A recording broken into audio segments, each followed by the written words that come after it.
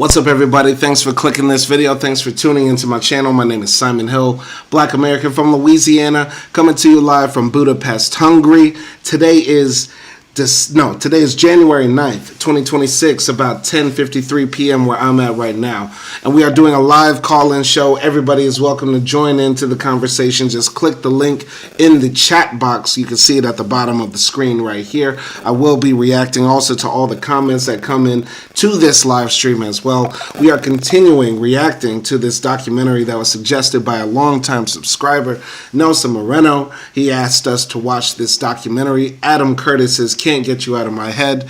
We're on episode 3, sort of all over the place. You know how we're going to do it. Every 10 minutes, I will pause the documentary and react to what I am seeing on the screen. Let me just make sure we get everything looking lovely and right so that it's all looking nice for the public, for the people, and everybody's equal. Make sure it's all even. Now I think it's lovely. Nelson Moreno. Let me just double check that it's all set. Without further ado, we're going to press play. I will be reacting, and let's go.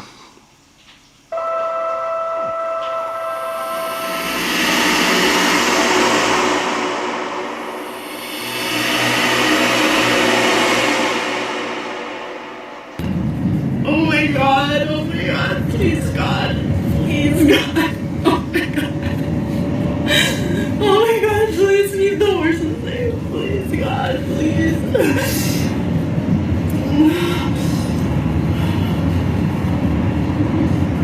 Okay, this tunnel. Oh my God, oh my God.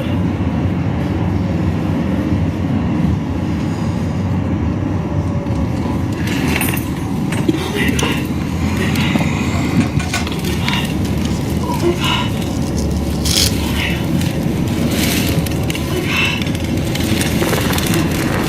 God. Please, God, please. Oh my God. Oh my God, please let me out. Please, God. Please, God, please let me out of here. Please, God. Please. Oh, oh. Oh my God. Oh my God. Oh my God.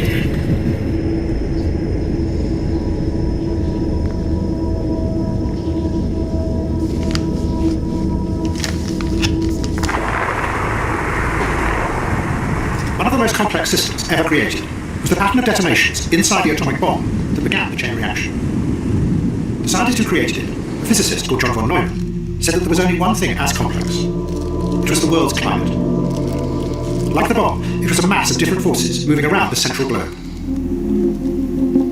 Von Neumann then used an early computer to build a model that simulated the world's climate system.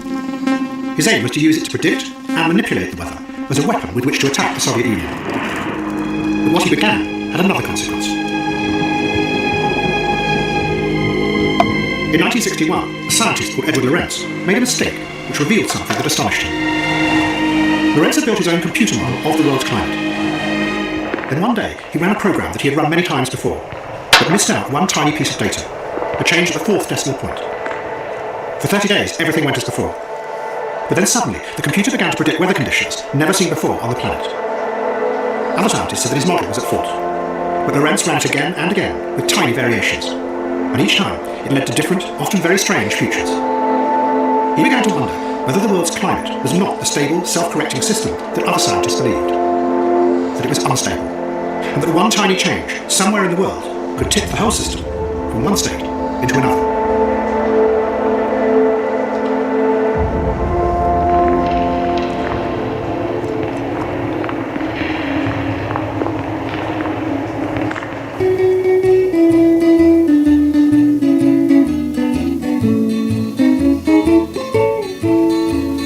Dark moon, away up high up in the sky. Oh, tell me why you've lost your splendor. Dark moon, what is the cause your life withdraws? Is it because I've lost my love? Mortals have dreamed of love's perfect schemes, but they don't realize that love will sometimes break a dark moon.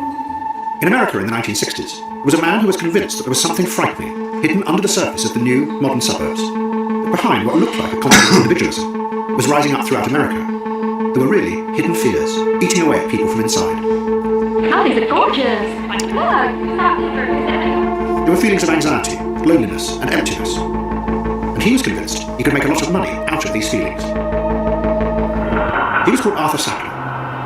Sackler had trained as a psychiatrist, but in the 1950s had turned to advertising drugs and medicines to doctors. And more of the doctors he talked with told him about people from the suburbs coming to them with vague feelings of anxiety and fear, something the doctors didn't know how to deal with. And in 1963, the company Hoffman La Roche hired Sackler to promote a new drug called Valium. He offered it to the doctors as an extraordinary new way to treat these inner anxieties. And, he said, it wasn't dangerous or addictive. Valium became an amazing success. By 1971, it was the most widely prescribed medication in the Western world.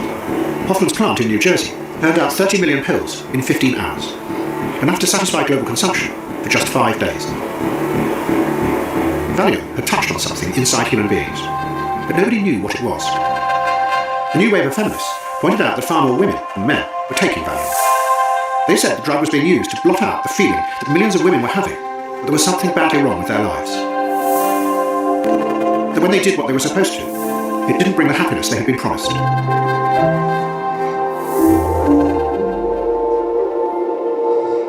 And I thought to myself, well, there's got to be a better way for me, and I went about it in the way that I wanted to. I did what I wanted, regardless of what society was saying.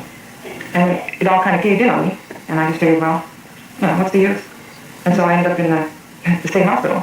But now that I'm on the road back, I found I don't see there is any solution, because if I act the way society tells me to act, and do, or abide by the rules, my life is fine and everybody's happy. But Arthur Sackler suspected that the drug had touched on something much deeper. That the women who spent their days alone in their new suburban homes were in a kind of laboratory of the future. They had discovered, before anyone else, the underlying weakness with the new individualism. That you were free, but you were alone. Women told researchers, I feel empty somehow, or I feel as if I don't exist. And Sackler knew, more and more men were also beginning to take the drug. The women had just got there first.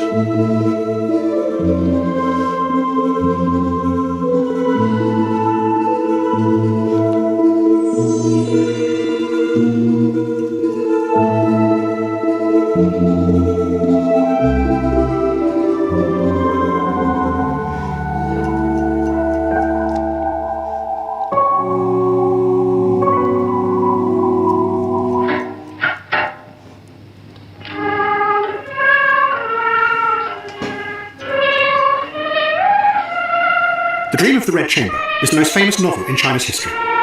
It was written 250 years before, in the 18th century. It tells the... All right, so what's the name of this episode? I didn't catch the exact name. Money Changes Everything. My reaction to the very beginning when he's showing that imagery of this girl seemingly in California driving through one of those, vicious forest fires that they have that consume the whole state almost annually. I'm like, that's terrifying. I wonder how he's going to tie that all in. I know after watching the previous 2 episodes, in this documentary, everything is sort of like scattershot. It's sort of all over the place. And then he sort of ties these loose ends, these disparate events together. Wondering how he's going to tie that all together. Is this episode going to be about climate change? I don't know. Moving on to the Sackler family. The Sackler family has to be in the top 5 worst products that the Illuminati has ever unleashed on humanity. You know what I mean? The Sackler family are definitely agents of chaos, demons spawned from hell. And yeah, I'm not surprised that they made a debut or a cameo. The Sacklers, I imagined, would appear in this very white documentary. There's a few checkpoints you have to hit when you make a white documentary. You have to talk about MK Ultra, the Sackler family. You have to tie in hints at international jewelry and their control of finance. And Hitler. Hitler has to pop up eventually here. I know he will. What else? That's it. That's all I have to say about the first 10 minutes. Very interesting, talking about, how the suburbs created, this sort of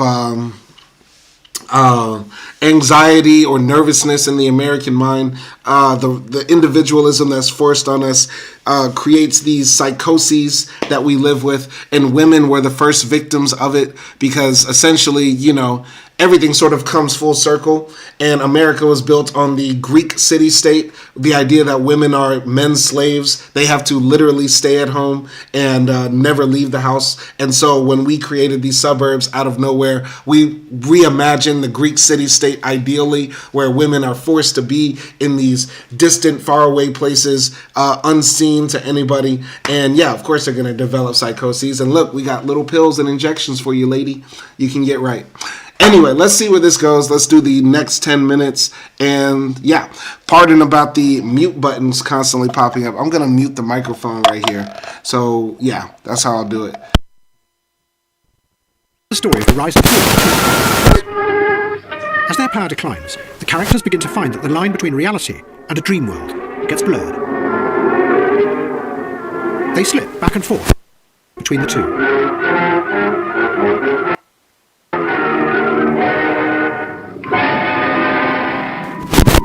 Jiang Qing, the wife of Mao Zedong, had always been fascinated by the Dream of the Red Chamber, because it seemed to show that it is the power of a ruling class that shapes the very nature of reality itself. And it was that idea that had driven her in the Cultural Revolution.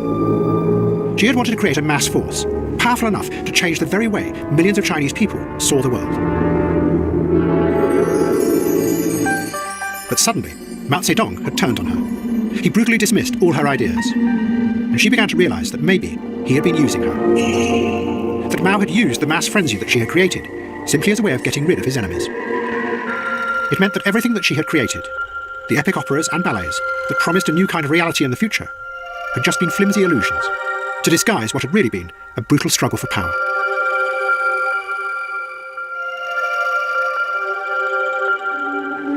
And now Mao had sent the Red Guards, who had been the source of her power, off to the distant deserts and mountains. Jiang Qing was increasingly alone and frightened. And Mao was turning on all those who had helped him in the Cultural Revolution. He tricked the head of Mao's army, Lin Biao, into plotting a coup. Mao sent troops to arrest him, but he and his family managed to escape on a plane.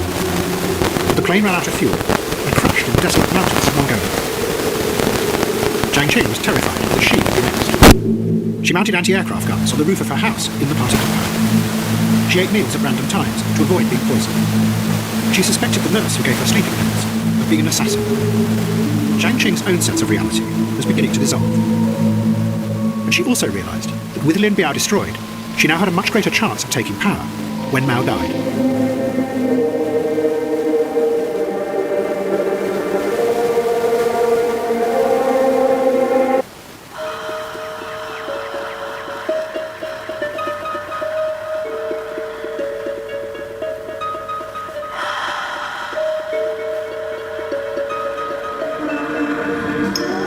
In 1967, the Russians launched a spaceflight to celebrate the 50th anniversary of the revolution. It was called Soyuz 1. Everything seemed to be going okay, but the astronaut knew that something terrible was likely to happen. He was called Vladimir Komarov. Komarov's best friend was the Soviet hero Yuri Gagarin, who had made the first human flight into space. As they prepared for the launch, Gagarin had inspected Komarov's spacecraft. He discovered hundreds of faults in its construction. He told Komarov what he had found, that the spacecraft was a death trap. Gagarin tried to get the launch stopped, but the Communist Party leaders refused. The launch had to go ahead, they said, to celebrate the anniversary of the revolution. Komarov went, but on one condition. If he died, his body should be displayed in an open coffin. Things went wrong from the start. The spacecraft lost power. Komarov tried to manually guide it back to Earth, but then the parachutes failed to open. An American listening post on the Russian border recorded Komarov's final cries of rage as he plunged to his death on the plains of Kazakhstan.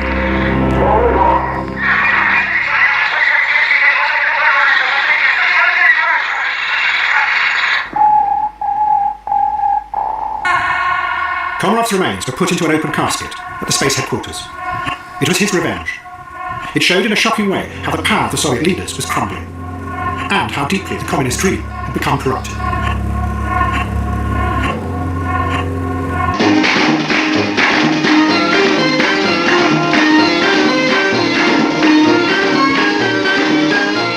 Edward Limonov grew up in Ukraine in the 1950s. His father worked in a lowly position in the Ministry of Internal Security. They were in charge of watching and reporting on people to make sure that everyone was a good communist. Limonov admired his father as a Soviet hero, and often his father would travel to Siberia by train for his work. One evening, after his father had been away, Limonov went to the station to meet him as he returned. But his father didn't appear. Limonov searched and found another train hidden away in the sidings. He watched dozens of men in handcuffs being taken off the train and put into trucks. Each one was called out by a man with a clipboard. The man was his father. Later that night, Limonov overheard his father tell his mother that all the men were being sent to a prison to be shot because they were against the system. Limonov realized that there was another, violent, hidden reality in the Soviet system that reached everywhere, even into his own family. But he decided he would be against the system. He would become a dissident.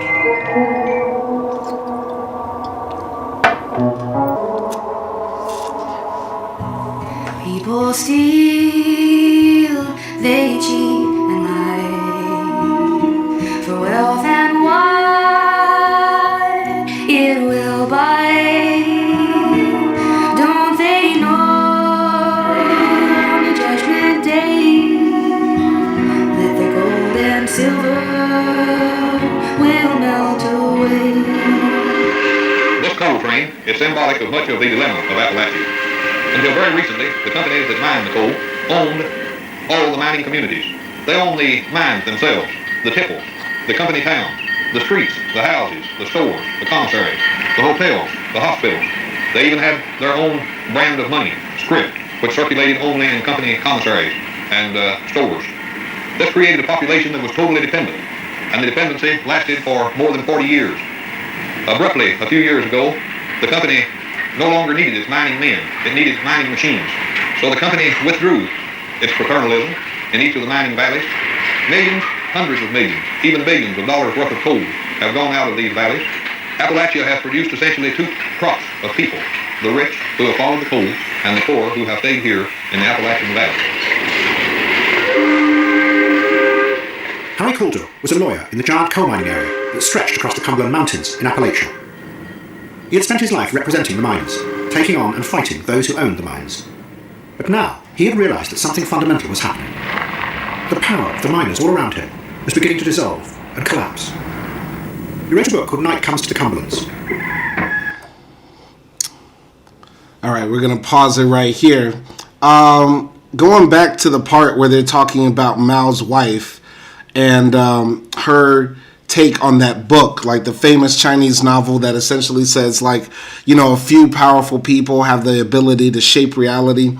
I generally agree with that. I don't believe that, you know, the opinions of most people matter. Most people don't care or are too scared to think about anything beyond their own families or their own personal life. Most people don't want to talk about politics or society or larger social issues or deeper philosophical issues. Most people don't desire overt power. They just want to live. Most people just want to be ants. You know what I mean? And that's as close as I come to like some black pill, like, oh, bro, everybody's an NPC. That's as close as I come. Every human life has dignity and is worth respecting and is unique. But the way we're conditioned under this capitalist system, most people can't imagine things outside of themselves. So I'm not blaming them for that. But the history is moved by influential groups and leaders of those groups, right? That's how I view history. Of course, all history is class struggle, but the leaders of the classes are just general, or the main movers and shakers that represent classes are the ones that move history forward, in my opinion, right? So I agree with that. I find it once again very interesting that this documentary is focusing so much on telling the story of communist China, early history, and Soviet, and Soviet history as well, Soviet Russia history. Listen, the Soviet Union and communist China are not above reproach. They are not beyond, critique. You know what I mean? Nothing is holy. They're not holy. We don't worship the state or any state, at least in my mind. I just find, once again, you know, talking about I feel like, once again, this documentary is saying, you know, hey guys, remember that time the Soviet Union burnt one of its astronauts alive and then had an open casket where he looks like a piece of charcoal? I can't even find the video. Can't even find that section, right? Remember when they did that? Yeah, that was pretty bad. Yeah, the Soviet system sucks. Communism sucks. Socialism sucks. Oh yeah, remember when American capitalism basically extrapolated all the wealth from Appalachia, leaving a bunch of poor, destitute inbreds to reside in their poverty, filth, and ignorance? Yeah, man, I remember that too. You know what? Everything fucking sucks, bro. You know, that's what I'm getting. Once again, doomerism and nihilism is what I'm getting from this. No system is beyond critique, but one system is inherently worse than another, and it's American capitalism, American racial capitalism. You know what I mean? So while that exists, I don't understand why critique of other systems is also so prevalent, or other forms. And let me know what y'all think.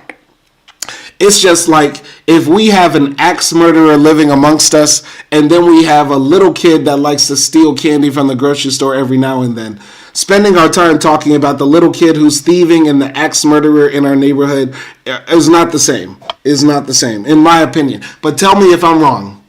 Tell me if I'm wrong. I feel like I got beef with my own community now, because I feel like my community has now become they become nihilistic, right-wing, and just like both-siders. You know, both sides are trash, bro.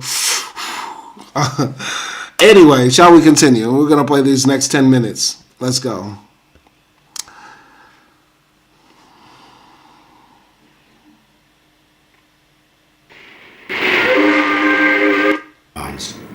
But now he had realised that something fundamental was happening. The power of the miners all around him was beginning to dissolve and collapse. He wrote a book called Night Comes to the Cumberlands. He described how coal had not only brought wealth and power to those who owned the mines, but also to the miners themselves. It gave them power because it brought thousands of them together, and together they could block the coal from leaving the valleys. It gave them enormous collective power, out of which organised labour had come. For 40 years, they had mounted strikes and blockades, and fought violent battles with the private armies of the mine owners. And out of that had come strong leaders, who had used the collective power to change society for the better.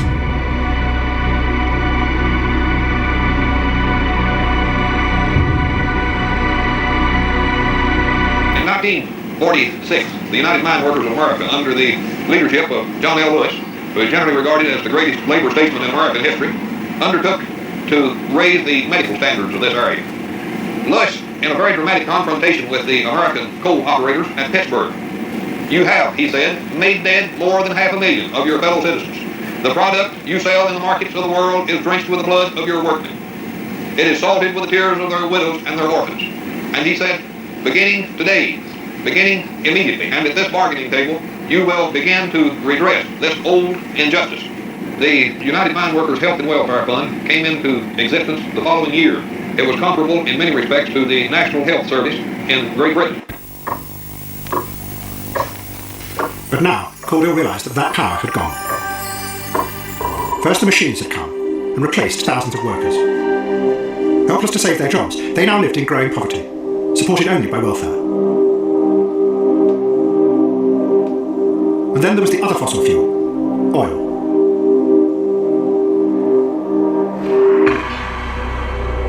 Oil was now rising up to replace coal, and more of it came from the Middle East. In countries like Saudi Arabia, the Western oil companies had created their own managed communities.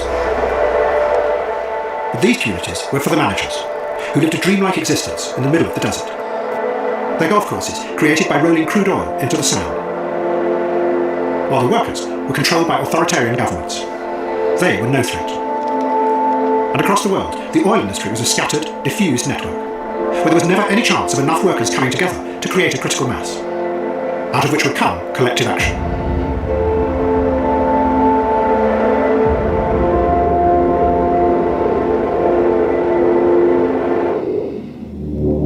But at that very moment, something was revealed in another remote part of the world, that was going to lead to a realization that fossil fuels could not only change the nature of power, they could also change the whole structure of the planet. On the top of the world, below the surface of a giant ice cap, a city is buried. Camp Century is buried below the surface of this ice cap. Beneath it, the ice descends for 6,000 feet. In this remote setting, Camp Century is a symbol of man's unceasing struggle to conquer his environment. Camp Century pretended to be a scientific base. In reality, it was a disguise for Project Iceworm. 600 nuclear missiles were going to be hidden in hundreds of miles of tunnels under the ice, targeted at Russia. But as a part of the disguise, climate scientists, working with army engineers, began to drill hundreds of feet down into the ice and bring up ice cores. The ice sheet had been built up, layer by layer, over hundreds of thousands of years. That meant that it had within it a frozen record of the past. What the scientists found in the cores astonished them. That 11,000 years before, there had been a sudden cataclysmic shift. The world's temperature had changed by 10 degrees in just centuries. Other ice cores then confirmed this. That in the past there had been repeated sudden changes, both heating and cooling, of the world's climate at speeds that no one thought possible. This piece of ice records a spectacular cooling. In fact, it's a quite new discovery for us that the Earth can turn so cold so fast. What was the reason? We don't think volcanic eruption did it. Maybe it was due to enormous breakouts of Antarctic ice. The problem is, could that happen again to us right now? Or could we accidentally provoke such a catastrophe? We must find the reason for these natural events long ago. They believed that what the ice cores showed was that the idea which dominated science, that the world's climate was a stable, self-correcting system, was wrong. That it could suddenly shift into a completely different state, which would have extraordinary consequences.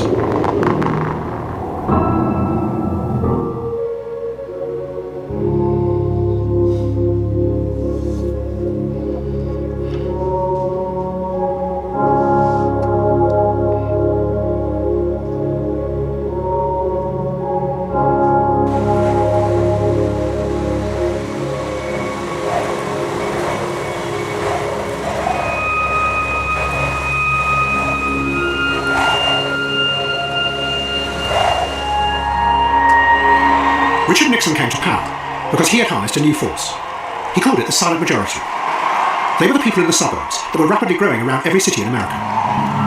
But it was a fragile power base, because it wasn't like the old collective power that had driven political parties in the past. It was millions of individuals who not only felt isolated and alone, but also increasingly fearful of the chaos in America as a result of the Vietnam War.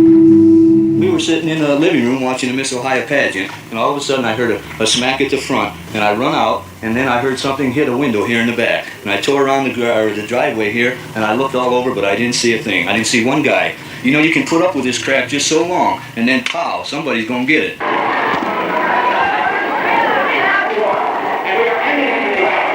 There are those who say, how do we answer those who engage in violence? How do we answer those who try to shout down the speaker? And my answer is, don't answer in kind. It's time for the great silent majority just to stand up and be counted. Nixon promised to represent the silent majority. But the truth was that he was also uncertain, and frightened too, just like them. Nixon had been to see a psychiatrist about his feelings of dread. He told the psychiatrist that when he looked in the mirror in the morning, it was as if there was no one there. He was also suspicious and paranoid. Nixon was convinced that there was a conspiracy by what he called the liberal establishment to destroy him. In 1971, he told his aides to start what he called the enemies list, which included dozens of liberal journalists, academics. All right, we're going to stop it right here. From the 20-minute to the 30-minute mark, Nixon looks just like, or sounds just like Trump, man. I mean, you know what's funny? One of my mom's favorite books is the autobiography of Richard Nixon. I don't believe my mom ever read the autobiography of Malcolm X, but I'm more than certain she read the autobiography of Richard Nixon. And she told me that's one of her favorite books, which is crazy. Which is crazy to think about, by the way. Anyway, going back to the part about Project Iceworm, now I know why Trump wants Greenland. He's like, we want the ice, deep down in the ice. They have mysteries, secret mysteries in the ice. It has all the truth we need to know. We need Greenland because the ice there is magical.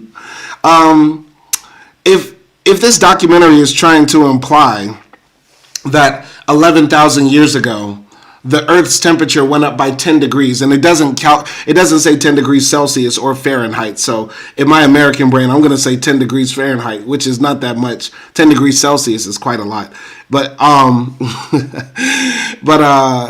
if this documentary is even going to make us even doubt that climate change is human derived, then that's how I know I'm in like just a wormhole of nihilism, doomerism, everything sucks, bro. You know what I mean? And that's the worst. I mean, because climate change is definitely caused by humans. It's our fault that our children will probably be born with like fins and gills and have to become aquatic humanoid types mermaids to survive on Earth. But I don't know what to think about this. Once again, I think this sort of documentary is entertaining, but it's meant to cause confusion, and it's just meant to obfuscate. But I think there is a lot of information here that makes you say, "Oh, that's cool, that's interesting. I didn't know that." Like Project Iceworm. But I'd like to know what y'all think. What do y'all think about any of this stuff right here? About the stuff about the Middle East. People going to the Middle East and basically having McDonald's out in the middle of Qatar while you're surrounded by sand, camels, and oil rigs. I mean, globalization, the flattening of the world, the Americanization of everything. Everything basically becoming Levittown. Yeah, that's our world. I don't know what else to say. That's it. The silent majority just sounds like MAGA. Yeah. In fact, I think Trump probably, copies and pastes a lot of his strategy just from Nixon's old playbook, man.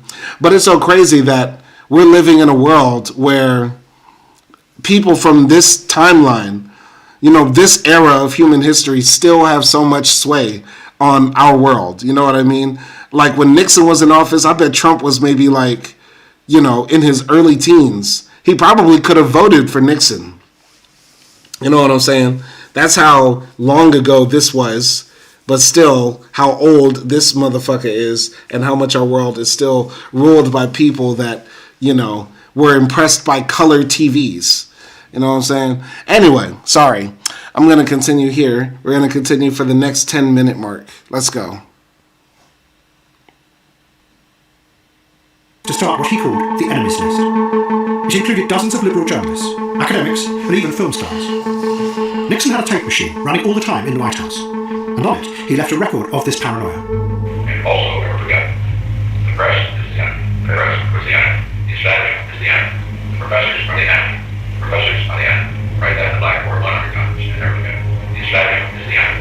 The establishment is the enemy. But Nixon soon found that the chaos created by the Vietnam War was also going to stop him delivering the new stable America that he had promised. The cost of the war was huge, and America was deeply in debt. In 1971, it forced Nixon to give up one of the great symbols of America's global power, the control of all the world's currencies.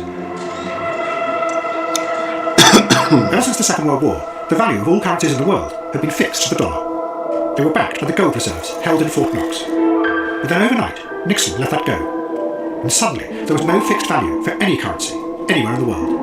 What was that, Mark, John? 43. 43, I can deal with you sterling. And dollars, 57. Dollars, Chris? 244, 50, 90, dollars sterling. There was immediately confusion, as banks around the world struggled to come to terms with the new reality. They set up new improvised dealing rooms, buying and selling currencies, as minute by minute they went up and down in value.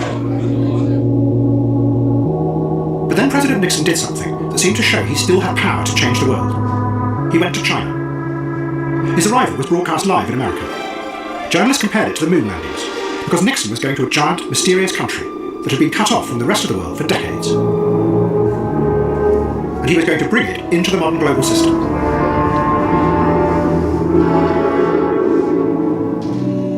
By now, Mao could hardly walk. The Americans had sent medical equipment ahead in case of an assassination attempt on Nixon. But the Chinese took it and used it instead to resuscitate Mao. The meeting lasted for only an hour. Mao went back to bed, and Nixon didn't see him again. Instead, he went with Mao's wife, Jiang Qing, to see one of her revolutionary operas. On the surface, Jiang Qing seemed confident. But underneath, she realised that she could be destroyed at any minute. It wasn't just Mao. By now, the whole system of authority in China was beginning to fall apart, as many of those in power realised that the revolution had failed.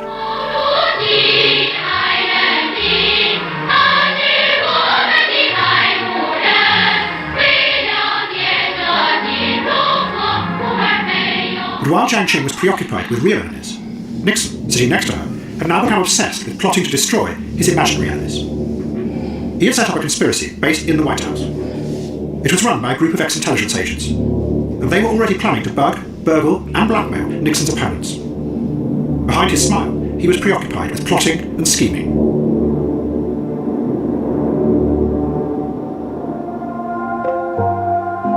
Jiang Qing and Richard Nixon were two of the most powerful people in the world at that moment.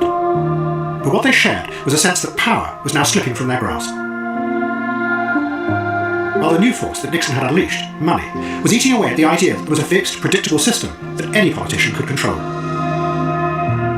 Because the bankers had realised that currencies could be traded globally, like any other asset. And what that had created was a fluid, constantly changing reality that no one was fully in control of. 35.42. It dropped 100 points, we don't know why. It just dropped 100 points when everything else was staying still. 30 other way! 30 other way! Change! Все на белом свете, люди издавна повторяются. Было, есть и снова будет так. Но для всех вновь песня заново начинается. Было, есть и снова будет так. Будет так, будет так, будет так, будет так. Было, есть и снова будет так. У любви свои законы, сердце разума не послушает. Было, есть и снова будет так. Даже в худшие минуты людям верится только в лучшие. Было, есть и снова будет так. Будет так, будет так, будет так. All right, what up, Nelson? How you doing, man? Hey, I'm doing good, man. I didn't even know you were gonna stream today. Yeah, man. You know, we streaming every day. We going hard this year. Anyway, I don't know if you saw this episode. I've seen all the episodes some time ago. Okay, you saw them all. Okay, well, we're at the middle part of episode 3, and he's talking about Nixon going to meet Mao's wife in China. He's obsessed with his enemies. She's obsessed with their enemies. They actually seem like peas in a pod. They would be besties in another lifetime. I mean, only besties, why not lovers? Only besties? You think they could be? I mean, you think they could be lovers too? That'd be crazy. I mean, why not? It's a tragic tale, you know. Like, they're supposed to be enemies, but they really love each other, and they're from opposing superpowers. I mean, it'd be kind of cute, you know. I mean, didn't she like powerful man or something? Man that could handle her. That's true. It's a good fit. That's true. It is a good fit. I mean, Nixon was a racist white man, and nothing gets a racist white man going more than an Asian woman. So, yeah, that's true. I mean, true. Yeah. Or Indian. Yeah, basically. But yeah, we're gonna watch the next few minutes and then reply and then respond to it. Let's pause it right here and let's go.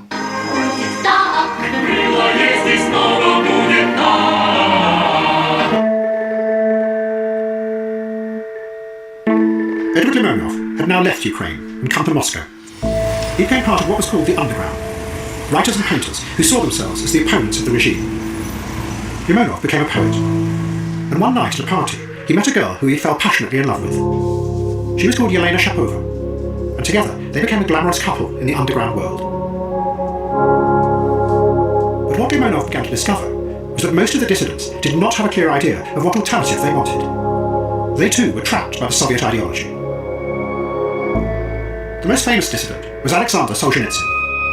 He was secretly writing a novel that was going to expose the horror behind the communist facade. It was called the Gulag Archipelago. But in the novel, Solzhenitsyn also confronted the fact that faced by the failure of the revolutionary dream, it was now difficult to believe in anything. That maybe ideology itself was the problem. The evildoers in Shakespeare, he said, killed just a few dozen in their struggle for power. But then came the belief that you could find a theory that would create an ideal world. The agents of the Inquisition, he said, invoked Christianity. The great empires, like Britain, justified it by the idea of civilization. The Nazis did it by race. And the revolutionaries, both in France and in Russia, justified it by equality, brotherhood, and the happiness of future generations. But in every case, he said, thousands and often millions were killed. Solzhenitsyn's book contained a damning conclusion, which was going to be one of the foundations of the counter-ideology that dominates the world today. It said that the only way to escape from that horror was to stop trying to change the world. Stop trying to reshape reality. Instead, the safest thing to do in the future was to believe in nothing. Limonov scorned Solzhenitsyn. He saw him as part of an older generation, trapped by their literary elitism. Ever since his time in Ukraine, he had been fascinated by what he saw as the real outsiders, those who refused in any way to be a part of the Soviet system. Above all, the thousands of criminals who lived most of their lives in the Russian prisons. All right. We're going to pause it right here. And I'm very interested, Nelson, to hear what you think about, once again, my critique of this documentary is their insistence on pointing out some of the faults of the Soviet Union, which I am not against critiquing the Soviet Union, but I'm wondering what is the point of it.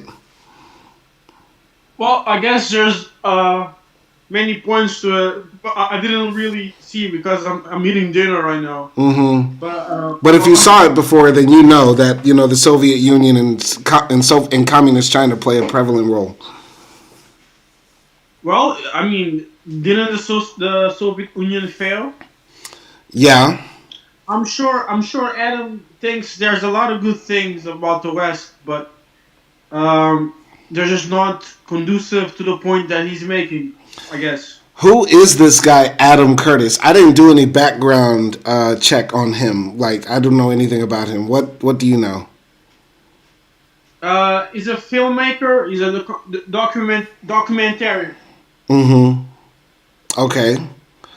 And is he famous just for this? Did he do any other work or anything like that? Yeah, he has a bunch. He's mostly famous for... He's mostly famous for the documentary Hypernormalization. Hypernormalization. Yeah.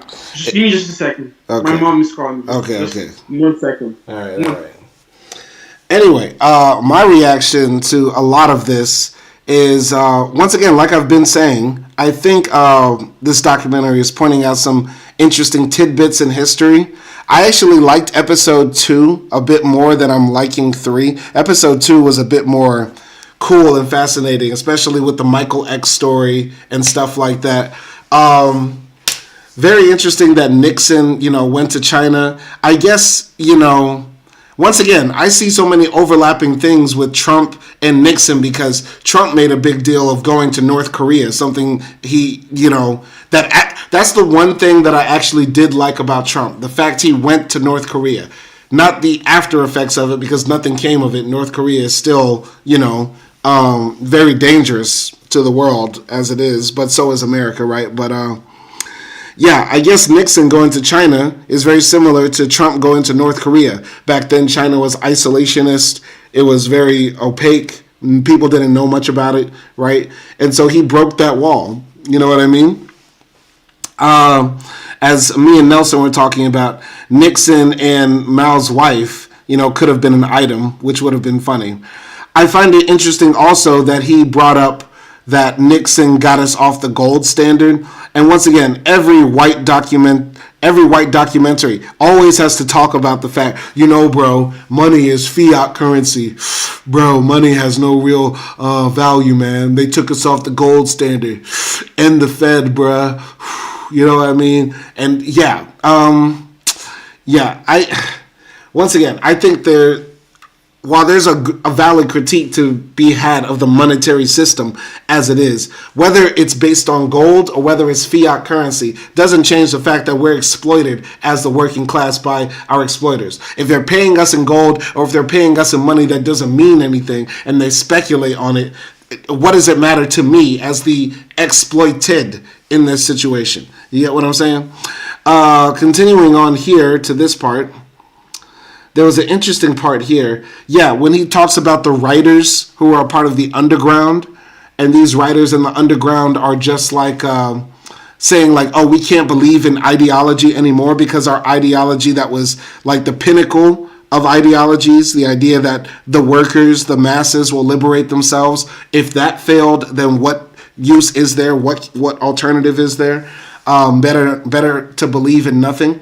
That makes me think, once again, this documentary is meant for us to just walk away with our minds emptied and nothing is just left. And what's the point of that? You know what I mean? I don't know.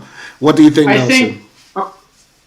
I think that his point is that after the failures of liberalism and communism, is that now people think like there's no point in anything, and don't really believe in nothing per se, right? I just want to go back, Nelson, to what you said earlier about the communism was defeated, or the Soviets were defeated. I have to ask you, was fascism defeated? Failed. Okay, communism failed. Did fascism fail in World War II?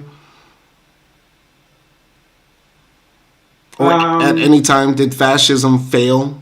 In a sense, it failed. In another sense, it was transmuted into other things. Okay, all right. So I think the same thing would apply for what we call communism, or as an ideology, right? There are still several communist countries, whether in name or in actual practice, whether it be Cuba, Vietnam, China, you know what I mean?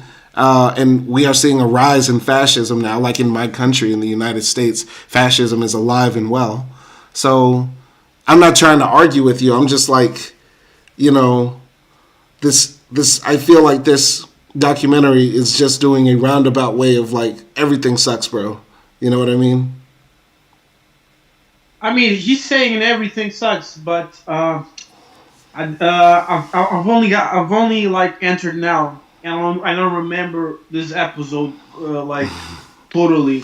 Okay. But I think like the problem, episode 3, maybe it's that like you know, they try to solve modern problems with totalizing narratives, you know? Like, I guess they thought they had a complete theory of history, the blueprint for liberation, you know? Like, I guess they thought, you know, this is it, this is the final ideology. But what happens when you have grand certainty, right? It turns into coercion, you know, and internal purges, you know, if reality doesn't match, you know, the script that you laid out. Okay. If I'm making sense, you know. Yeah, I mean, you're making as much sense as the documentary. Like, I think you shouldn't look like at communism or something like that, because when something goes wrong, people just blame. Just wait a second. They just blame one thing only, you know. But it's like they blame immigrants, capitalism. They blame this one thing because it's emotionally satisfying, but it's mostly mechanisms or so. Right. Right. I got you. I'm gonna just pick up from what Nelson is saying, because like this is a very like complex, analytical discussion that we're having here based on this documentary and in general, right? I feel like what Nelson is trying to get at is that he's saying, like, you know, when we're taking in the information from here, we shouldn't be so emotionally attached to any sort of preconceived ideas or ideologies or beliefs that we have if they face criticism. And I totally accept that, right? I don't worship the Soviet state. And even though I am a communist, I have my own critiques of communism and ideology. I just am, you know, because I think about what is the purpose of media. All media is propaganda.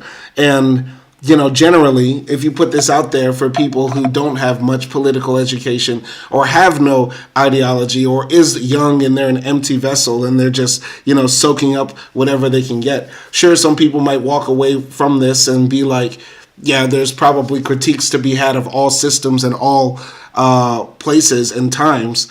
And others might say, you know, oh shit, everything is fucked up, and you know, it's possibly the Jews, bro. You know what I mean? I mean, you never know what people will walk away from with art or media, but you can kind of get an idea through life and experience. You know what I mean? If you've been around, like me, I'm old. I'm 35. You know what I mean? So, yeah, that's what I gotta say.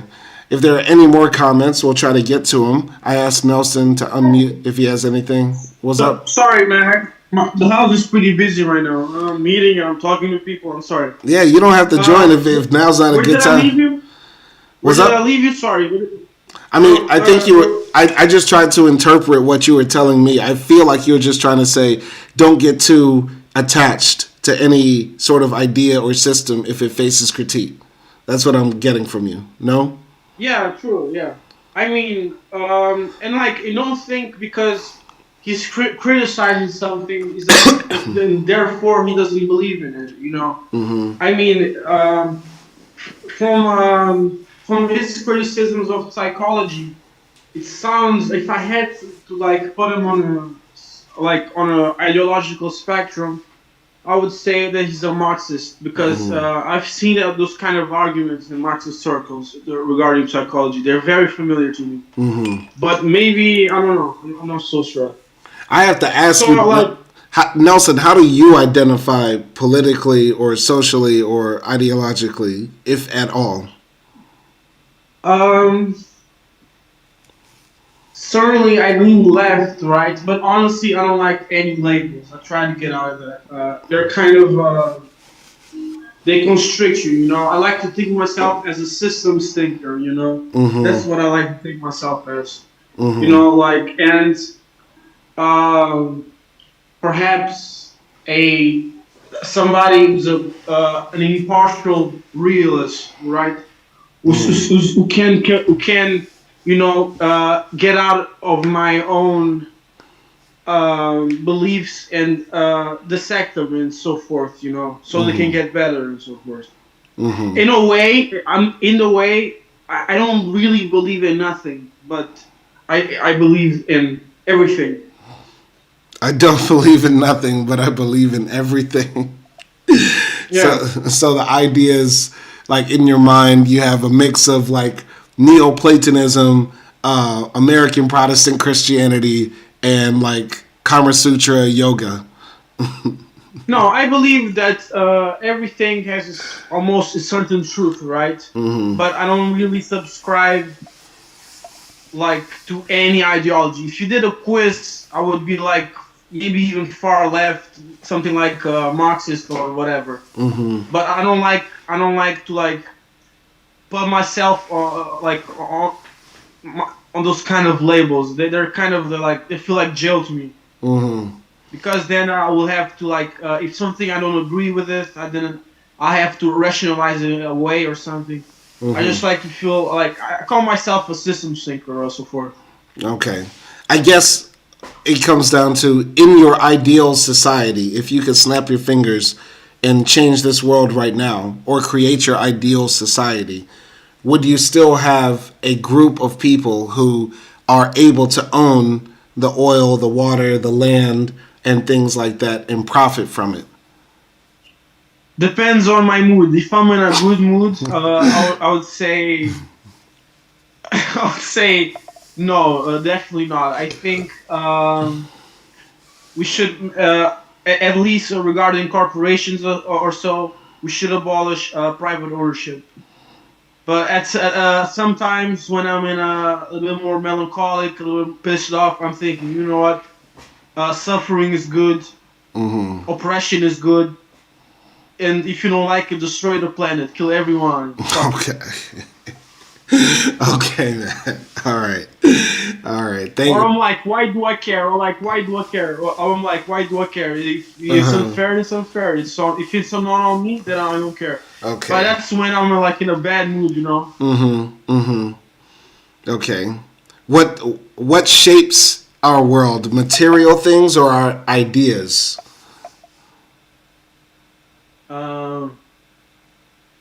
what shapes the world. I mean, what shapes society? I would say both, right? But the world overall, it's only a matter. It's a question of physics and cause and effect. So material. I guess But when for I human society, for human world, it's both. I guess I'll broaden this to our universe. All things in the universe, for you, the observer, or for other observers that we presume to be real, are things shaped by material matter, or are things shaped by our conscious or ideas? I guess it's a question of materialism versus idealism. I mean, what do you mean by shaped? Are things created, understood, and progressed either through materialism or idealism? Is there something material outside of us that exists that gives existence its foundation and also moves it forward in the universe? Or are all of these things just ideas and constructs that we are essentially looking at and giving meaning to? I mean, there's a world out there, right? But everything that we know of the world is kind of an interpretation. You know, if I can go there even. Mm-hmm. Like there's outside there's probably, I'm sure of it, objective things, right? But it all gets filtered throughout our brains, you know. Mm-hmm. And our brains are filled many times with ideology and so forth. Mm-hmm. If I'm not sure I answered right your question. I guess the question is, for example, the stars, the moon, the planets, other people, ourselves, economies, religions, Michael Jordan tennis shoes. Are these things actually existing outside of us? Are they actually real things that exist? Or are these just constructs we've created from our ideas? It depends what you mean by real, right? Because even if they're things that we created, they're still real, you know? Mm-hmm. Like a movie is not real, right? In the sense that the events of it are not happening, right? But the effects of a movie are very much real, you know? Mm-hmm. They can make you cry, they can inspire you, they can, I don't know, make you think, and so forth and so forth. Right. I guess the question is the movie actually a real thing? While the events in it might not be real in Transformers 2, yeah, of course. Movies are certainly a real thing. And they exist. In a sense, they're real. In a sense. And they exist outside of us. They're not just idea concepts that we have created. A movie is a thing that was put into creation materially. Well, there's no, like, when the universe was born, you know, I don't think movies came along, you know. Mm-hmm. Movies are human construction, you know. Okay. But that doesn't mean that it's fake. It's still real because humans are real agents in the real universe. Okay. I'm just feeling you out, man. I'm just, because, like, you know, from our conversations and also from, you know, our different interpretations to this documentary, I just really wanted to know, like, how your worldview, your mind state is constructed. You know what I mean? What I don't buy is it's like totality narratives, you know, like we finally reached the final thing and we only need to do this and it's all going to be good. And I don't buy like liberal progress narratives either. Right. So, but what I do buy is anti-capitalist and anti-managerial arguments. Right. I got you. But while, you know, you might not like teleology, the idea that things move forward progressively better and better, right? I think damn, I had a good point here. Damn, I missed it. Fuck. It might come back to me. But it's gonna come back like tomorrow or like out of nowhere. That's how it goes. I know that is how it goes, man. Yeah, I would agree that we're like in endless cycles of hell, actually. Like everything is constantly either getting worse and presumably getting better for some and worse for others. You know, constant cycles of hell. Man, it doesn't need to be that way, though. Right? No, of course not. That's why we maintain optimism.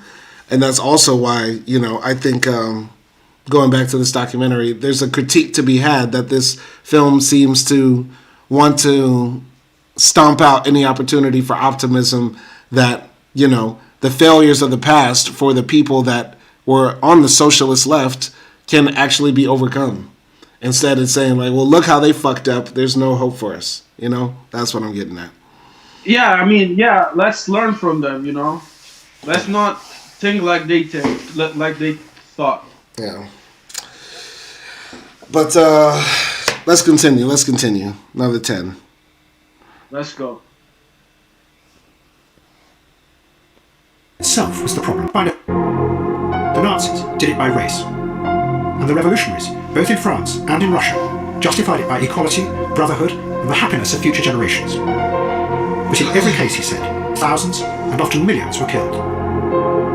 Solzhenitsyn's book contained a damning conclusion, which was going to be one of the foundations of the counter-ideology that dominates the world today. It said that the only way to escape from that horror was to stop trying to change the world, stop trying to reshape reality. Instead, the safest thing to do in the future was to believe in nothing. Limonov scorned Solzhenitsyn. He saw him as part of an older generation, trapped by their literary elitism. Ever since his time in Ukraine, he had been fascinated by what he saw as the real outsiders, those who refused in any way to be a part of the Soviet system. Above all, the thousands of criminals who lived most of their lives in the Russian prisons. They were called the Vorovizakonye, thieves in law. They had their own codes and hierarchies that were expressed in the complex tattoos on their bodies. The tattoos also expressed their fundamental belief that in a society where ideology controlled the minds of everyone, the only way to step outside the system was through violent crime. A singer called Arkady Seveny had secretly recorded what were called prison songs, songs from the Vorovizakonye inside the jails, that attacked not just the Soviets, but the whole Russian Empire. Не надо грустить, господа офицеры, что мы потеряли, уже не вернуть. Пусть нету отечества, нету же веры, и кровью отмечен нелегкий наш путь. Пусть нету отечества, нету же веры, и кровью отмечен нелегкий наш путь. Снимаешь, ну все. Ну что там? Интересно. But then at the start of 1974, the Soviet leaders discovered what Solzhenitsyn had been writing. They debated whether to shoot him, but decided instead to expel him to the West. They also decided to take the opportunity to get rid of some of the other dissidents as well. Edward Limonov and Yelena were summoned to KGB headquarters and told that they were being sent to New York. While many of the leading criminals, the Vorovizakonye, were taken from the prisons and put on planes to New York as well. The Soviets told the Americans that they were another group of Jews who were being allowed to emigrate. You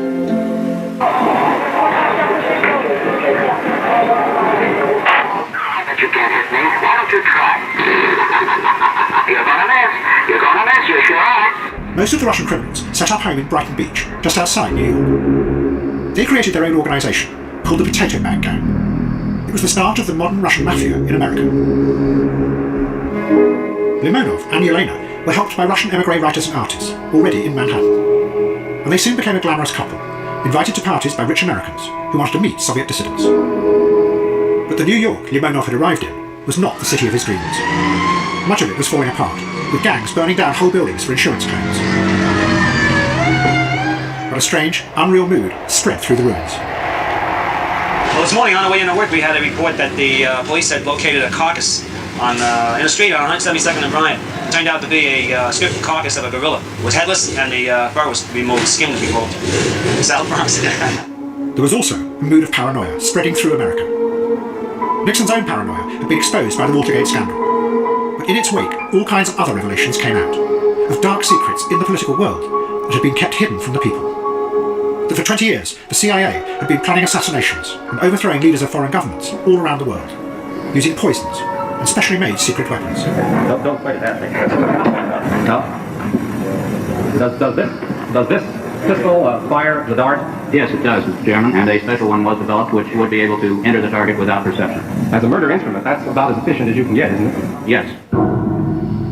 The uncertainty even infected those who had previously ridiculed all conspiracy theories. 6 years before, Kerry Thornley had begun Operation Mindfuck. He and his friend Greg Hill had planted fake conspiracy theories in the press and in underground magazines, alleging that the Illuminati were the secret organization behind all the assassinations in America. Their aim was to make people see how absurd all such theories were. But one day in New York, Thornley thought that he recognized the picture of one of the Watergate burglars on a magazine stand. He was certain he had met him 20 years before in New Orleans. Back then, Thornley had been friends with Lee Harvey Oswald. They had met when they were Marines together. Thornley had then lived in New Orleans, the same city that Oswald had lived in before the assassination. And he had met people there who later became suspects in the Kennedy conspiracy.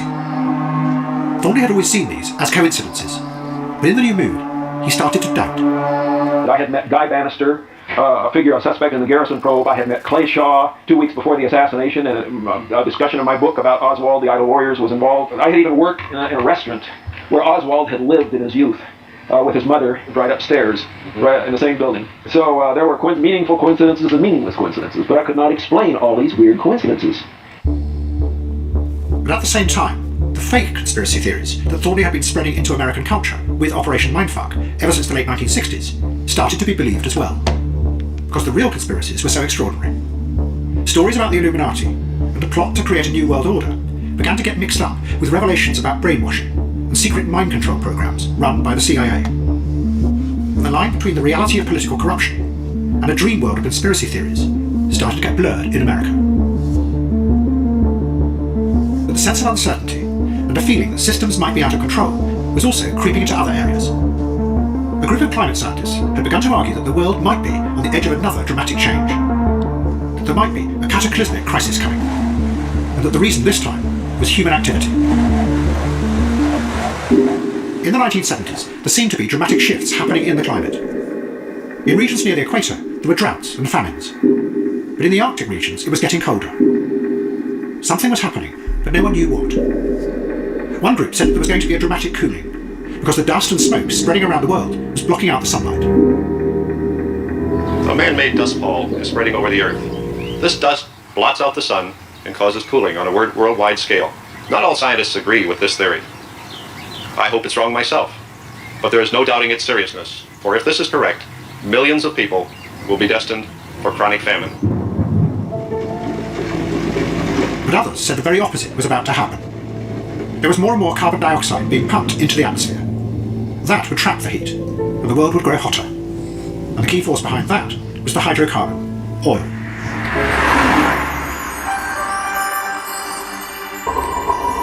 In the mid-1970s, oil was about to play a crucial role that would increase the uncertain mood that today has come to dominate Western societies. A feeling that we are somehow surrounded by global systems, both natural and those made by humans themselves, that are beyond control.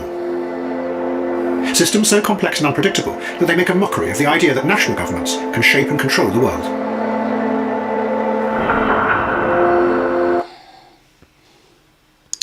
All right, I'm going to give some commentary here. I honestly don't have much to say. I feel like the documentary is going to talk about postmodernism and the ideas of climate change and how postmodernism kills all ideology, kills all sincere belief, and there's nothing but power that remains, the power to dictate truth. And so maybe the documentary is going to say, like, you know, these Russian guys who were exiled from the Soviet Union and came to America at the same time that, you know, these fake conspiracies were being spread by these, you know, hippies of Operation Mindfuck, and also, you know, Nixon's like post, you know, gold standard America where money has no real value other than what we place on it. All of these things sort of coalesce and coincide to the ideological framing and foundation of essentially, you know, nothing has no meaning. There is no truth. All truth is subjective. And that even points to climate change, where we see the Earth is getting hotter, the ozone layer holes are getting wider than your granny's booty hole, and we all say, well, I don't know. I mean, I have opposite data. Scientists are still debating on this one. You know what I mean? That's where I think the documentary is going, but I don't know. Once again, that's very dangerous stuff. I am not a fan of this sort of like thinking. Not a fan of this sort of thinking. But Nelson, any comments? I don't have anything to add. But it's crazy that like the anti-conspiracy guy, he gets into the wildest, like weirdest coincidences. It's like, what the fuck? Yeah, yeah. This guy's like, what's his name? Who was in that Tom Hanks movie? One battle after another. No. The Tom Hanks movie where the guy's an idiot. Life is like a box of chocolates. Forrest Gump? Yeah, he's like Forrest Gump. But I mean, it has, from his perspective, right, it has to be like way scarier if you think about it, right? Yeah. Yeah. Because it's like, you're here, you're like trying to, first of all, you're probably on drugs, right? But you're here, you're trying to like show how harmful conspiracy theories are. Yeah. You're trying to take people out of fantasy into real collective action. Yeah. And then you get hit with the like weirdest coincidences. I know, right? Like, whoa, what the fuck? If there's anybody that should believe in conspiracy theories, it's him, you know? But luckily he's not a schizophrenic. Go ahead. I mean, I think he believes in conspiracy theories, but not the ones about, you know, being propagated at the time. I'm sure he's not a total skeptic per se. Yeah. Let me ask you, in your country, is there like a climate change denialism or skepticism? Because like all my life, so since I've been conscious, that's like been a debate in my country. Is climate change real? Well, I don't know if it's caused by humans. I don't know. It's one of the dumbest things about American culture. But is there anything similar in your culture? No, not really. Like, and also there's that argument in your country because your country is one of the biggest polluters in the world. Absolutely. And there's companies in your country that are trying to blur truth and so forth. Yeah. One of those ways of doing so is blurring public discourse with bullshit. Right. So it's very intended to be a contested thing in your country. So absolutely. In Portugal is a very small country, and you know there's not that, in that sense, about climate change, that kind of nefarious stuff going on, as far as I know. Yeah, but it's so crazy that you'll actually meet. I've had actual debates and met actual people that really cannot put two and two together. That human activity is causing the Earth to get hotter. It's a widespread. It's like one of the most effective misinformation campaigns of all time. You know. I mean, like the most money to be lost, or gained, the most effective would the campaign be, Yeah. If there's trillions on the line, people, they're not going to go down easy. Yeah, they're going to fight to keep that wealth. I just remembered earlier what I was going to say. Like you were saying, like you don't believe in like liberalism, excessive progress is going to just continue to get better and better. But I don't believe that you have no optimism, like for that we could do better. That I think that's what I wanted to say. But I was going to ask you, do you have any optimism or hope for people, or no, none at all? I mean, certain things have gotten better. Like quality of life compared to like the 19th century or something. Better medicine, yada yada. Yeah. There's good things that we can measure that are getting better, but overall, I don't know. I think it's going to be a slow and hard process, Yeah. It's like going to the gym. Yeah, that's true. Right. And you have bad genetics. Exactly. Exactly. But I actually kind of have hope this year that, Trump is trying to just push it to the edge and not just resting everything on Trump, but also like on Putin, on Xi, on just people and movements in general, like what we're seeing in Iran. what was it? Lenin said there were decades when nothing happens, and then times when decades happen, or something like that. There's years when nothing happens, and then times when everything happens, essentially. And 2026 feels like one of those watershed years where either we're all just going to go up in nuclear holocaust fire, or it's like, now is the opportunity. Now is the moment to seize. You know what I'm saying? That's what it's the perfect. We're in the perfect time to crash out. The final crash out. Yeah, exactly. It just feels like it. So, yeah. Anyway, very interested to see what happens in the rest of this episode. We only have about 20 minutes left on it. So, yeah, we're going to press play and watch the next 10.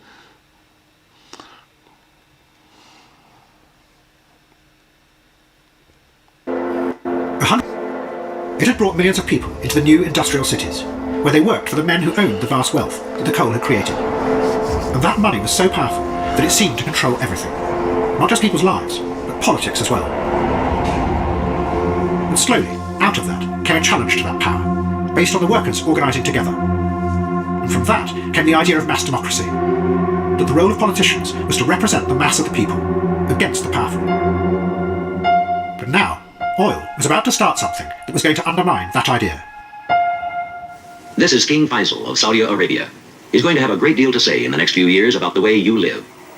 He rules over a desert kingdom of 6 million people. In this decade of the oil shortage, he's one of the most powerful men in the world. Under these sands, there are proved deposits of 160 billion barrels of oil. Starting in 1973, the Arab countries, led by King Faisal, decided to use oil as a weapon. They wanted to force America to stop supporting Israel. And they did with oil just what the miners had done with coal in the past. The Arabs blocked supplies, and then suddenly raised the price 4 times. It was a dramatic exercise of power, and it caused chaos in the American economy. As a friend of the United States, we are deeply concerned that if the United States does not change its policy in the Middle East and continues to side with Zionism, then I'm afraid such course of action will affect our relations with our American friends, because it will place us in an untenable position in the Arab world and vis-a-vis the countries which Zionism seeks to destroy. For almost 3 decades, we have been the richest, most powerful nation on earth. Now, a nation of 6 million warns us we must change our foreign policy if we want full gas tanks. It had a dramatic effect. Money suddenly poured into the Arab world. Within 3 years, Saudi Arabia had more foreign currency than Japan, Germany, and the United States put together. But the Arab governments had no idea what to do with this vast new wealth. So they turned for help to the Western banks. The banks realised that they could take these petrodollars and turn them into a new kind of international currency, free of all government control. And soon, politicians from all around the world were coming to the new headquarters of the Western banks to elaborate signing ceremonies, where they borrowed billions of the petrodollars.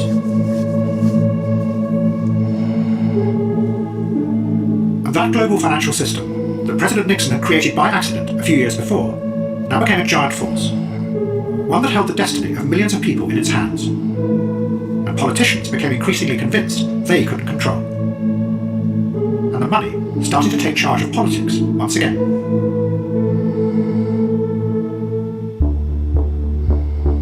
But it was only the beginning, because another component was about to be fitted into this growing new system of power. In China, as Mao approached death, Jiang Qing was still determined to take his place as the leader. But there was one person who was equally determined to stop her. He was called Deng Xiaoping. Deng was one of the original revolutionaries, and he had been sidelined during the Cultural Revolution. But now, Deng believed that if Jiang Qing was allowed to take power, it would be a disaster for China, and the country could splinter into civil war. An anonymous poem appeared on a wall in Tiananmen Square. It was obviously addressed to Jiang Qing. Lady X, it said, "You are insane. To be empress is your ambition. Instead, take this mirror and see what you are really like. You deceive your superiors, and you delude your subordinates. Yet for types like you, good times won't last." 高山在痛哭，大海泪涛涌，惊天动地的噩耗啊，震撼全球。 Then Mao died. Jiang Qing came on her own, dressed in black. She was already preparing to take power with 3 others of the leadership. They were called the Gang of Four. But another group, backed by Deng Xiaoping, set out to destroy them. Wall posters went up all across China, attacking the Gang of Four, claiming that as well as being corrupt, they were really working for the CIA to undermine China.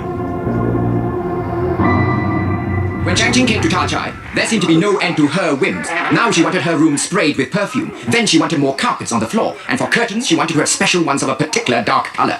Chang Qing and company demanded complete quietude. No one should laugh or talk loudly. Planes at a nearby airport had to stop their sorties. People had to be sent uphill to beat the woods to drive the birds away.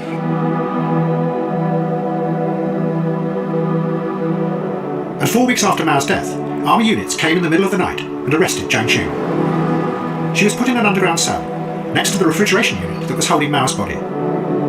She later tried to commit suicide by hitting her head against the wall. So the soldiers covered the walls with rubber.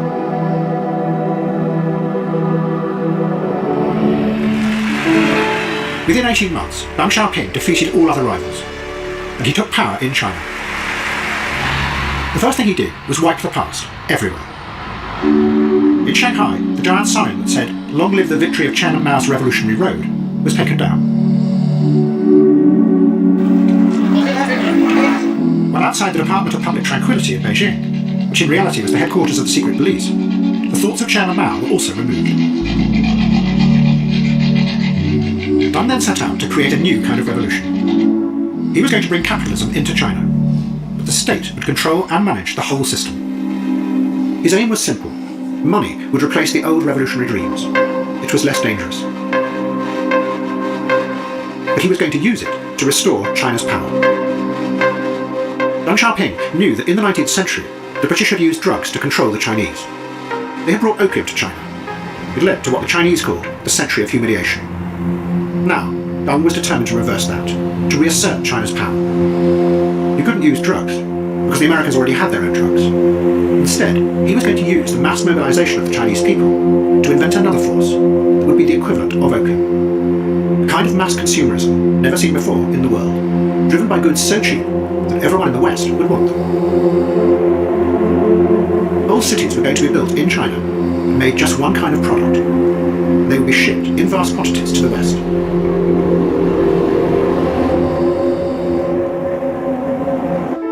You gave up on utopian ideas about the future and didn't believe in anything any longer. Okay, so I actually really like the part of talking about Deng Xiaoping. I hope I'm pronouncing that right. The leader of Communist China after Mao. That was actually the part I feel like that was done the most, like, well balanced and thought out. You know what I mean? Like, I don't know, for somebody like me who has like leanings to the left. So really like that section. That was cool. Those last 10 minutes are cool. What'd you think of that, Nelson? I really liked, her story's coming to an end. Who knows how things would have been had she won and her in the gang, the so-called gang. You know who she reminds me of? Trotsky. She reminds you of Trotsky. Yeah. Interesting. Who also was a proponent of eternal revolution, just like Shang Ping, Yeah. And was set aside quite brutally, I guess. Yeah, but I feel like she's not motivated by like eternal revolution, like workers worldwide. It's like my enemies, I gotta see their heads on a plate. You know what I'm saying? But I mean, she like ideologically, she was also, a proponent of. She wasn't just like doing personal vendettas. Yeah. She wanted to keep doing what Mao was doing, what herself was doing before. Yeah. But what's really tragic, I mean, maybe you can partially blame her. What's really sad is that like the communists themselves, like what did they conclude? Like after all the tragedy, what did they conclude? Is that mass movements are dangerous, right? Collective action is dangerous. People cannot be trusted with power, and ideology produces the utmost instability. See, this so, is like. Go ahead. Like, what did oh man, his name, man, the guy who defeated her. Deng Xiaoping. Deng. Deng Xiaoping. I guess he became one of those people who believed in nothing, right? So what he turned to economic management, bureaucracy Mm-hmm. and I don't know, risk management. I guess Yeah. it's a pretty tragic ending to a very beautiful dream. I don't think. I mean, I hate. It's not the end of history. The Communist Party of China still is in power. No. It's not the end of history. You know what I mean? There's still a Maoist movement within China. There's left wing communists in China and right wing communists. Like just like in any sort of movement, there are right wing tendencies, reactionary tendencies, and revolutionary tendencies. Right. So what Deng did. Can be argued to be necessary for China's development because in Marxist development there has to be a developed capitalist structure for it to create the wealth that will eventually be the undergirding of socialism, right? So maybe you could argue. I mean, there needs to be, according to Marx, there's need to be a bourgeoisie class, but I mean, not necessarily in Marxist Leninism, in Mao's version of communism, that wasn't totally the case.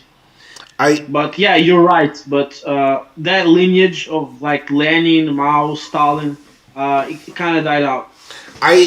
From my understanding, and I could be wrong, and I'm more than welcome to be challenged on. But from my reading of Marx didn't say there had to be a bourgeoisie class. He said that the bourgeoisie are the most likely ones to lead us out of feudalism, to then create new forms of production and new social relations. But a bourgeoisie class isn't necessary. You just have to get rid of feudalism, and then you have to be able to extract wealth and resources in a new social relation. You know what I mean? So Marx was deeply influenced by a philosopher of Hegel, right? And Hegel believed that history was turning not necessarily a progress, maybe, but a certain line, and that history is going towards a certain point, right? And then Marx took from that, right? And he said that after certain. Hello, are you there? Can you hear me? Yeah. Continue. Where did I cut off? He said after a certain point. Yeah, after. After a certain point. Wait, I said that twice. So Hegel believed blah blah blah history like a line, right? Like a progression, right? And Marx took from that, right? And Marx said that after certain steps, right, a communist, literally utopia would arise, right? And in the revolution in Russia, there was two camps who divided, right? And Lenin's camp, they believed that that communism could arise without a bourgeoisie class, without an industrial class, because Russia at that time was pretty backwards, right? But there was another group who said, no, let's wait even further, let's wait even along, because that's what's on Marx, Let's wait until Russia industrializes much further, and then we can bring communism and so forth. That's a rough telling of what happened. And in Mao's, Stalin, and something, they were following Lenin's thought, Chiang Jing and so forth. Right. And Trotsky took it to even further extreme. He said the revolution should be eternal, forever. Yeah, camp life, right. So, once again, the point I'm trying to get at, and I think what you just highlighted, is that a bourgeoisie class doesn't need to exist. You just need to have the social relations and economic relations that will be able to create the wealth needed for there to be distribution of it in socialism. So I think that's the foundation of Leninism, Marxism, Leninism, and Maoism as well, right? So I don't think that's a tragedy, what happened here in China when Deng said, we're going to bring capitalism, or at least that's the framing of it, right? I think it's a tragedy because the revolution died and it became like management, Like it lost magic in the world. Have you seen like Lord of the Rings? Okay, I mean, to keep it real, I mean, most communist parties are very managerial. They're bureaucratic because they're supposed to be democratic. They're not supposed to be ran by ideologues who are, you know, like our stupid ass politicians in the U.S., right? They're supposed to be like people who are ideologically driven and also chosen by the people they represent. You know what I mean? I don't get how that's tragic that it became bureaucratic. I mean, I think it's tragic because the dream was not followed to its end conclusion. It became something distorted. But it's still in progress. It's still in progress. Like I mean, maybe I guess you could say it's still in progress, but like I don't know. I mean, I'm not saying it's not in progress. I'm saying it's like the flame, like it kind of dimmed, you know. I mean, you know, Marx was a scientist. He wasn't a prophet. He wasn't Jesus, you know. So if you're saying like, you know, there are these steps that we're supposed to take. I'm talking about Jiang Jing and so forth. Yeah, I know, but even Mao. I'm the biggest fan of Mao. Right. Okay, even Mao. Mao was a scientist and a revolutionary, not a prophet, right? So there are no steps towards communism. There's no steps towards it. There's just what we imagine scientific paths to get there, what we imagine to be the way to have better distribution of wealth and resources. But there's no, all right. I don't know. This is what I'm getting. But either way, I really like this documentary and especially this part too, because it's like, it's very well shot and edited and chopped up. It's so cool. Yeah? Okay. Yeah, it's really cool. I know. Yeah. That's why I told you to watch. It's like it's really well made. Exactly. All right, let's keep it pushing. Let's go. Longer. Apart from the money. And his allies in this would be the Western banks and their new system of global lending. Because the banks would lend millions of people in the West the money to buy the Chinese goods, just like they had been lending to governments all around the world. It was going to be the perfect system.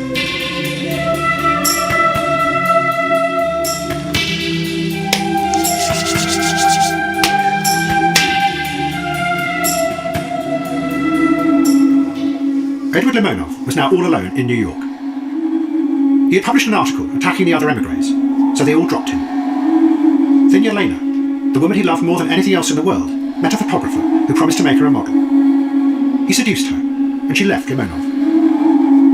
Without love or money, Limonov became destitute. He lived in the cheapest hotel, surrounded by prostitutes and drug addicts. And he spent his days and nights wandering the city, alone. While all around him, the newly powerful banks were building their headquarters among the old ruins.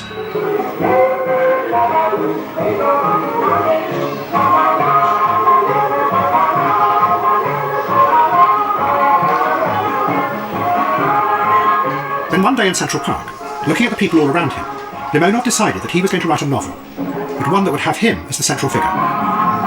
It would be about the real experience of America, not the fake democracy.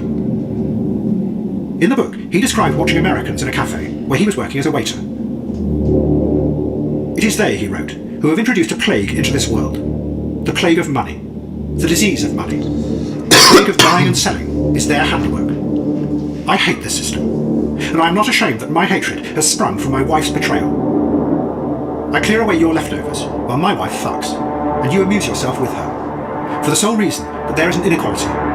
She has a cunt, for which there are buyers, you. And I don't have a cunt. I'm going to blow up your world.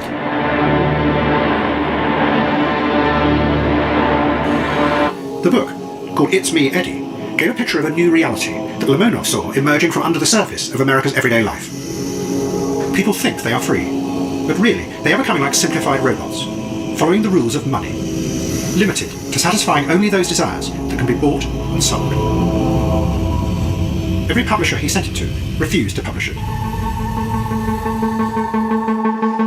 But there was another person, at the very top of America, in the White House itself, who was also about to expose a frightening reality underneath the surface of the society. In 1978, the president's wife, Betty Ford, revealed that she had become addicted to Valium. an addiction that she said had taken her into a strange state, where even her sense of time had become dislocated.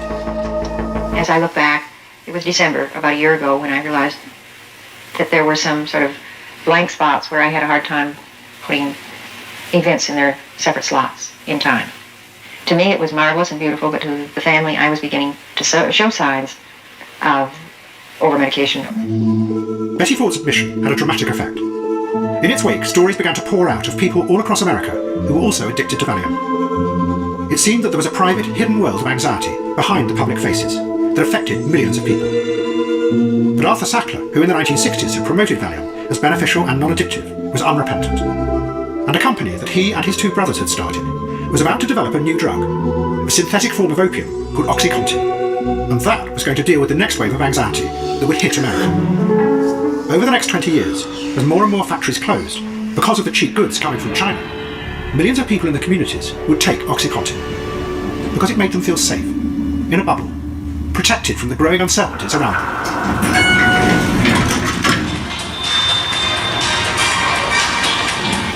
And Harry Caudill, who had represented the miners in Appalachia, became certain that the anger under the surface there was going to grow.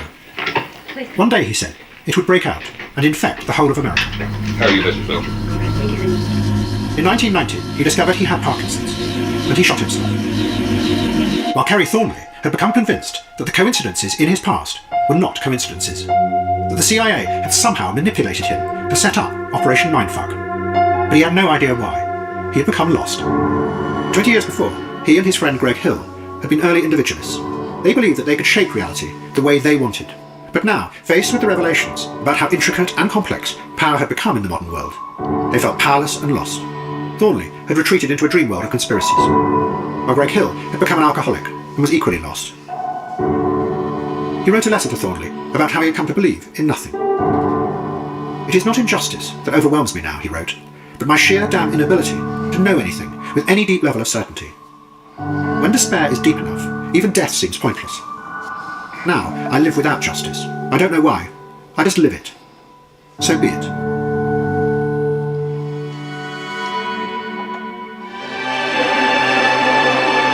And Edward Limonov would finally get his novel, It's Me, Eddie, published in Russia. It would cause a sensation, and its dark vision of the reality behind the rhetoric of American democracy was going to influence an entire generation in Russia. It was the generation to whom the Americans would then try and sell the idea of democracy. All the talk of democracy, the book told them, was just a sham. Really, it was all about the money.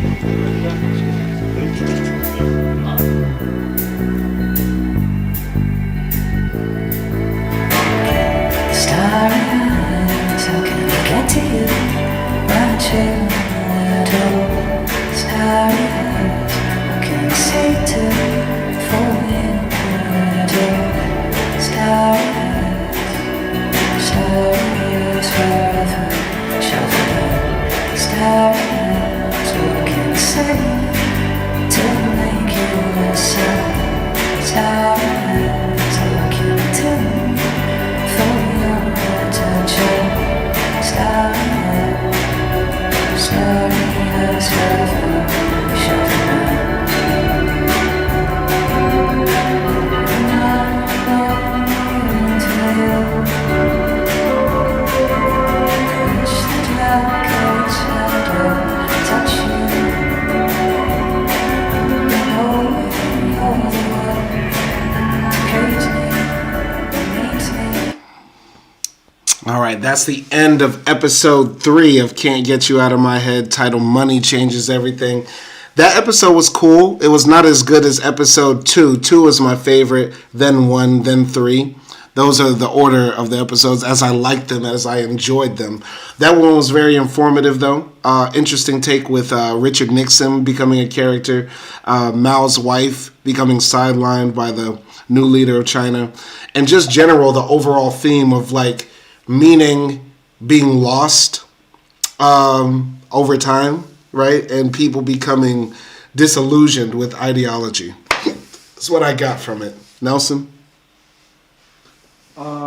It's kind of interesting, right? That like even though Nixon had all that power, I mean, he was literally the most powerful person in the world for like a few years, right? That he still had, he was still suffering, right? Yeah. That he still had, I don't know, maybe from childhood or something, like deep paranoia, derealization. Yeah.